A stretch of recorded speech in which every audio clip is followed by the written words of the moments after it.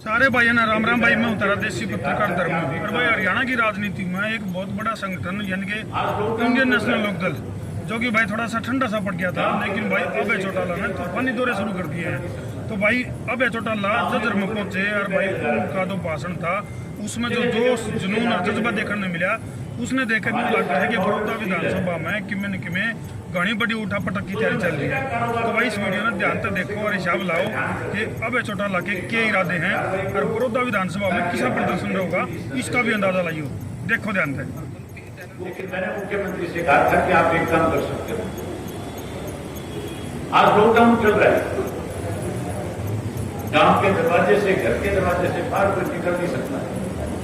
गांव में लोगों ने ठीक की पैरे लगा रखे हैं, जगह जगह पुलिस के नाके लगे हुए हैं, हमारे सारे बॉर्डर सील है। तो जो नशे का कारोबार करने वाले लोग हैं कम से कम उनकी पहचान करके उनके खिलाफ कार्रवाई करो ताकि हमारी नई पीढ़ी इस नशे से बच सके।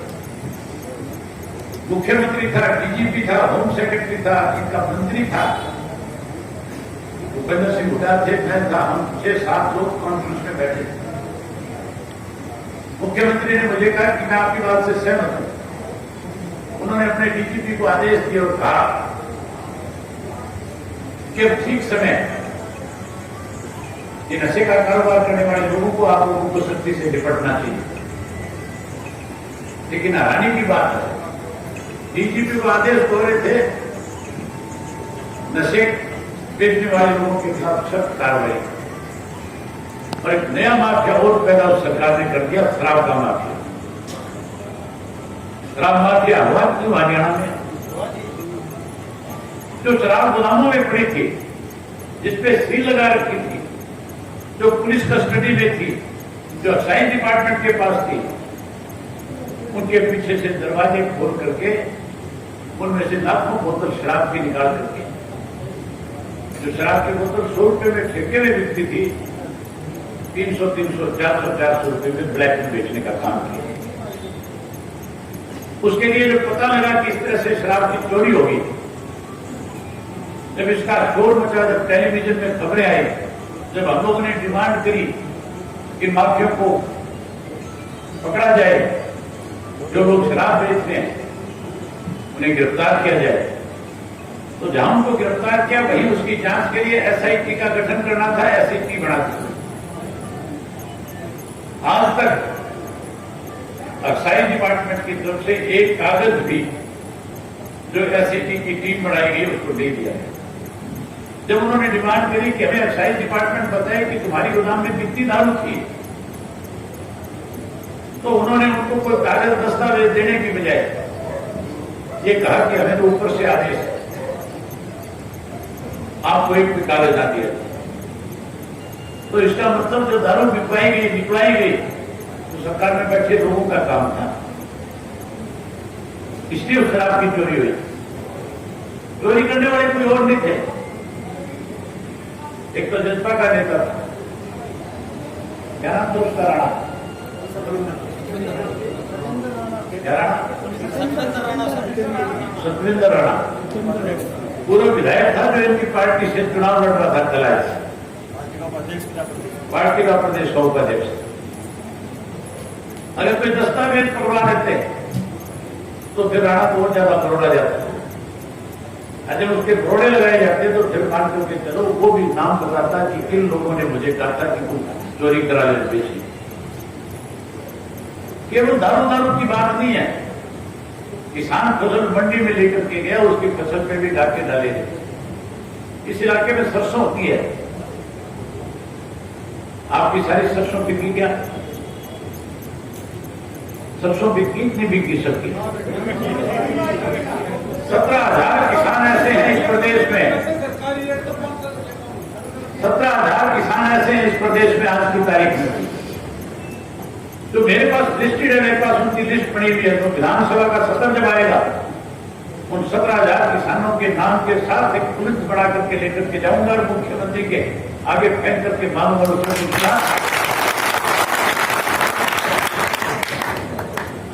इन किसानों का क्या दोष है जिन्होंने तेरे यहां रजिस्ट्रेशन कराई थी, जिन्होंने जाकर के तेरे अधिकारियों को ये जानकारी दी थी कि हमारे फलाने एकड़ के अंदर सरसों की बिजाई की गई है, लेकिन साथियों उनकी सरसों खरीदने की बजाय आपके साथ सटा हुआ जो राजस्थान का महेंद्रगढ़ रेवाड़ी के साथ का इलाका है, वहां से 400-500 रुपए क्विंटल सस्ते में सरसों ला करके हजारों क्विंटल सरसों जो है हरियाणा प्रदेश के गोदामों में कर दी। मुझे जब जानकारी मिली और मैंने जब मुख्यमंत्री को इस बात के लिए अवगत कराया, मुख्यमंत्री से जब मैंने बात करी तो मुख्यमंत्री ने अधिकारियों की जिम्मेवारी लगाई कि इसकी जांच की जाए। जब जांच करी, चोरी पकड़ी गई, तो साथियों चोर को पकड़ने की बजाय मार्केट कमेटी के सेक्रेटरी 4 सस्पेंड कर दिए।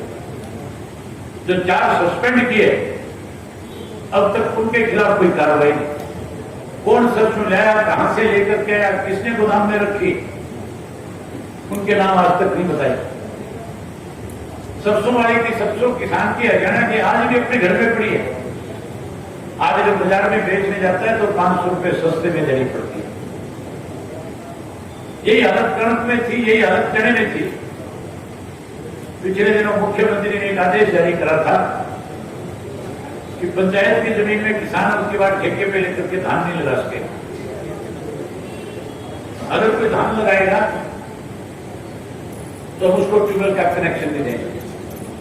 ये भी आदेश जारी कर दिया था कि जिस किसान के पास 10 एकड़ जमीन है, अगर वो 5 एकड़ से ज्यादा धान लगाने का काम करेगा तो हम उसको ना ट्यूबवेल का कनेक्शन देंगे, ना उसको आर्थिक मोड़ी देंगे। आदेश ये भी कर दिया था कि हम उसका धान खरीदेंगे भी। और मैंने जब इस बात को लेकर के प्रेस कॉन्फ्रेंस करके कहा कि मैं हजारों एकड़ जमीन जो है ठेके पे लेकर के धान लगाऊंगा, देखूंगा सरकार मुझे कैसे रोकेगी, तो अगले दिन अपना आदेश वापस ले लिया। आदेश वापस लेकर के लोगों से कहा कि 8,000 रुपया एकड़ के हिसाब से आपको देंगे, आप मक्के की खेती करो। किसान के सामने बड़ी मुश्किल थी अब की बात। लेबर सारी बिहार चली गई, उड़ीसा चली गई, उत्तर प्रदेश चली गई। धान लगाने वाले लोगों की कमी आ गई। जहां किसान 50 एकड़ 40 एकड़ में अपने खेत में धान लगाता था, उसने 15 एकड़ में लगाया। उसने मक्के की खेती शुरू कर दी। मक्के का सरकारी भाव 2,000 रुपए क्विंटल है। और मक्का जब तैयार हो गया, मक्का निकाल करके किसान मंडी में जब बेचने गया, तो ये उम्मीद करता था कि तेरी धान मक्के की फसल जो है सरकार खरीदेगी। सरकार ने खरीदने की बजाय उसे 800 रुपए क्विंटल पे बेचने पे मजबूर कर दिया। 1200 रुपए क्विंटल उस किसान को कम मिले।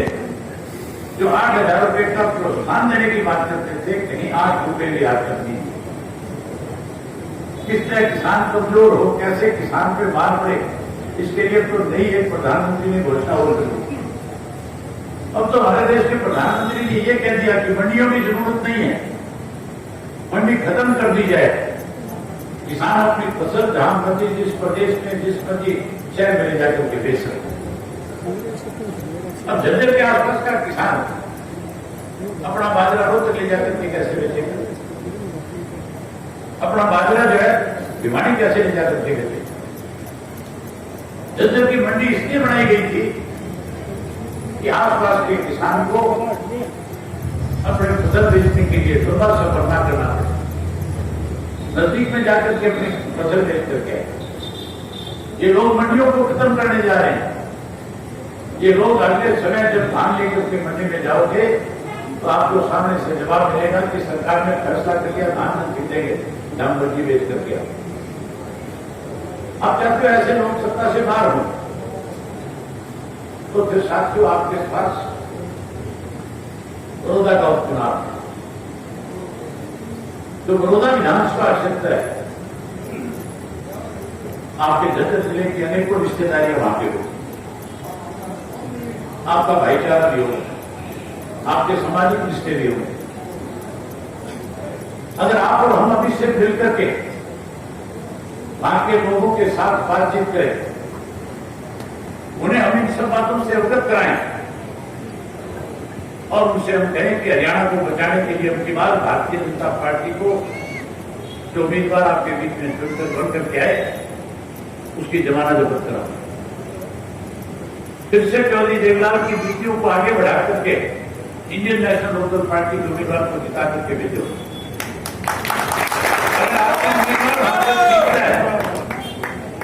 अगर आपका उम्मीदवार अब की बार वहां से जीतता है, आज के जो हालात हैं, जिस तरह से आज कांग्रेस पार्टी को, बीजेपी को, जेजेपी को छोड़ करके लोग आपकी पार्टी में शामिल हो रहे हैं, मुझे आज ये हमारा आठवां जिला है, कोई डिस्ट्रिक्ट ऐसा नहीं था जिसमें 150, 200, 300 लोगों की ज्वाइनिंग थी। कोई कांग्रेस छोड़ के आया, कोई बीजेपी छोड़ के आया, किसी ने जेजेपी से घर वापसी करी। कोई दिन ऐसा नहीं था इस लॉकडाउन में जिस दिन मुझे फार्म पे जाकर के लोग ज्वाइन ना करके आपकी पार्टी। किसी ने चंडीगढ़ आकर के ज्वाइन किया, किसी ने फार्म पे, किसी ने सरसा में जाकर के, मैं किसी को जीत रोड तक जाकर के करा के आया।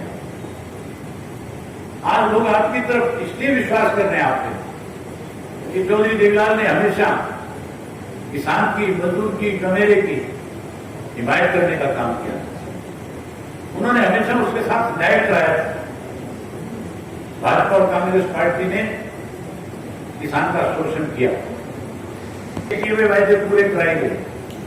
ये तो 5100 रुपये पेंशन दिलवाने की बात भी करते थे। 250 रुपये पेंशन बढ़ी, उस 250 में से 200 रुपया तो भारतीय जनता पार्टी के लोगों ने कहा कि हमने पिछले 5 वर्षों में भी 200 रुपया बढ़ा करके 2000 किया। 200 रुपया तो उन्होंने बढ़ा दिया और ये भी कह दिया कि 50 रुपया जो है हम जेजेपी वालों की कहने से बढ़ा दें। हैरानी की बात है, हम कहीं अपनी बच्ची का सिर कुछ काटते हैं, हम कहीं कोई अपने बच्चे के रिश्ते में जाके क्या चाहते हैं, कहीं भी सवाया करके लेके आने का काम करते। हम तो 11 देते हैं, 21 देते हैं, 51 देते हैं। ये तो 50 में रह गए, 51 भी नहीं कर सके, रह गए नहीं रह गए। साथियों,